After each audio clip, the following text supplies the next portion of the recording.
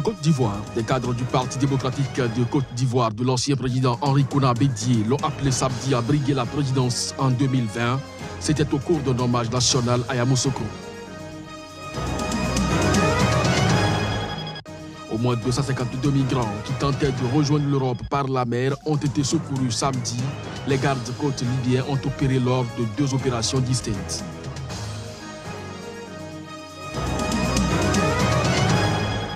Le président américain a dit samedi croire que la Corée du Nord voulait désormais faire la paix. Donald Trump a par ailleurs salué la nouvelle retenue de Pyongyang sur ses tirs de missiles.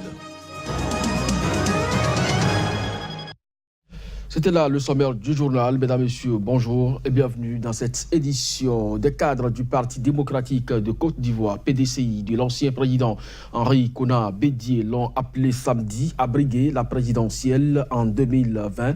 C'était donc au cours d'un hommage national rendu ce dernier à Yamoussoukro. Voici donc les détails à travers cet élément.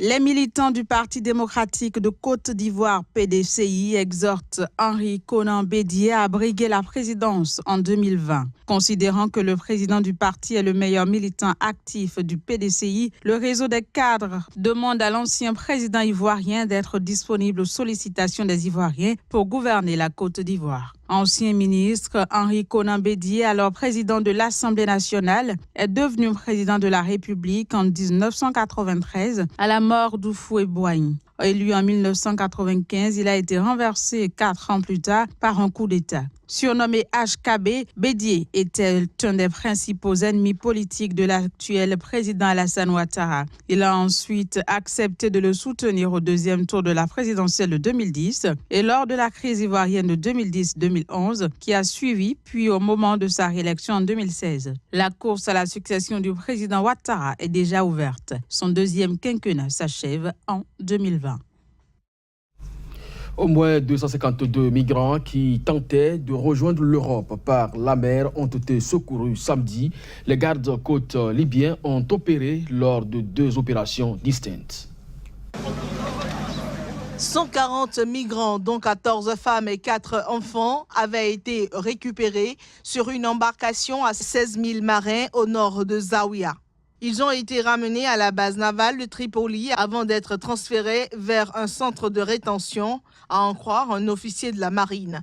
La 2e opération s'est déroulée à 30 000 marins de Garabouilly, où 112 migrants, dont 30 femmes et 3 enfants à bord d'un pneumatique, ont pu être secourus. De même, un adolescent de 14 ans atteint de leucémie et ses 2 frères aînés d'origine libyenne qui voulaient qu'ils soient soignés en Europe ont été secourus samedi alors qu'ils dérivaient sur un canot de fortune au large de la Libye.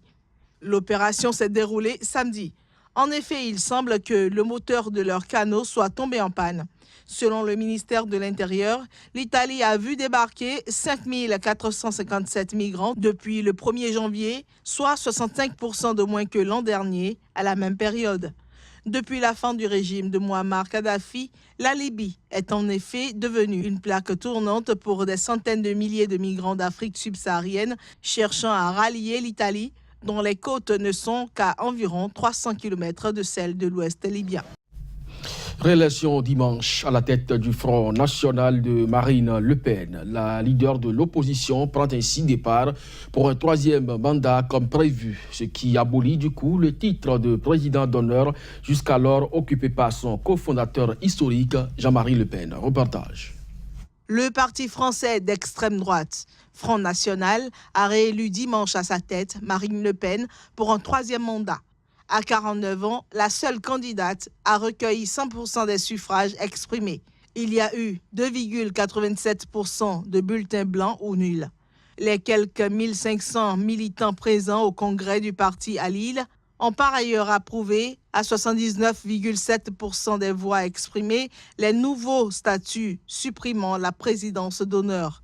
Ce titre avait été confié à Jean-Marie Le Pen, qui a présidé le parti durant 39 ans.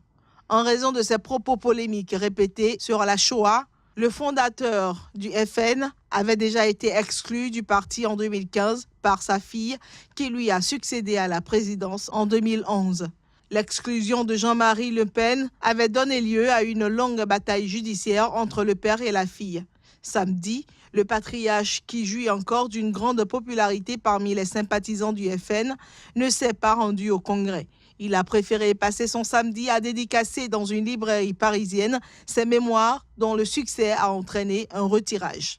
La finaliste de la présidentielle entame ainsi un 3e mandat à la tête du parti qu'elle a pour ambition de dédiaboliser afin de le transformer en parti de gouvernement.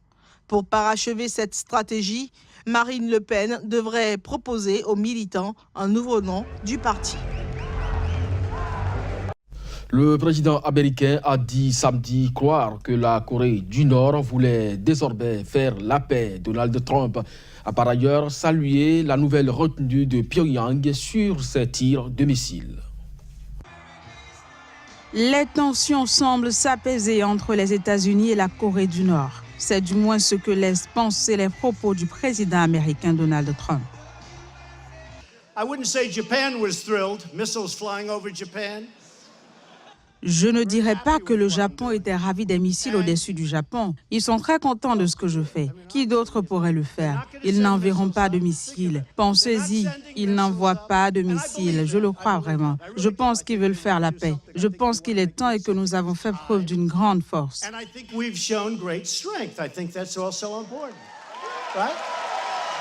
Peu de temps avant ce discours, Donald Trump avait rappelé sur le réseau social Twitter que la Corée du Nord n'avait pas mené d'essai de missiles depuis le 28 novembre 2017 et qu'elle avait promis de ne pas le faire pendant leur prochaine rencontre. Abolition dimanche par le Parlement chinois de la limitation des mandats présidentiels. Ceci donne les mains libres à Xi Jinping pour imposer sa vision à long terme d'une superpuissance en Chine, toujours plus soumise au Parti communiste. Reportage. Avec cette abolition, libre cours au président chinois le plus puissant depuis au moins un quart de siècle. À 64 ans, Xi Jinping pourra rester à la tête de l'État au-delà du terme prévu de 2023. C'est par 2958 voix pour, 2 contre et 3 abstentions que les députés de l'Assemblée nationale populaire ont sans surprise plébiscité lors d'un vote à bulletin secret un changement de la Constitution. La majorité des 2 tiers était requise. Les mandats présidentiels étaient jusqu'alors limités à 2 fois 5 ans. L'amendement fait aussi entrer la pensée Xi Jinping dans la Constitution, ainsi que le rôle dirigeant du Parti communiste chinois dans son article 1er. Une disposition qui peut laisser entrevoir une recrudescence de la répression à l'encontre des opposants au régime. Il pourrait être accusé d'atteinte à la Constitution pour avoir simplement contesté la mainmise du PCC sur le pouvoir. Depuis son arrivée à la tête de l'État, début 2013, Xi Jinping a encore accru l'autorité du régime à grand renfort de propagande et d'une omniprésence dans les médias d'État.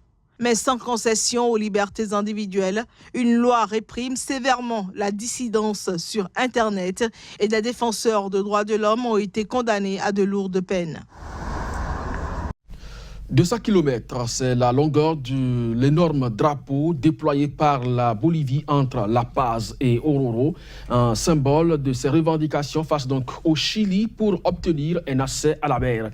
Il s'agit d'un litige qui perdure entre les 2 pays depuis que la Bolivie a perdu son accès à l'océan Pacifique suite à une guerre avec le Chili en 1879. Reportage. Des dizaines de milliers de Boliviens ont déployé samedi un drapeau de près de 200 km, symbole de la revendication maritime de la paix au Chili.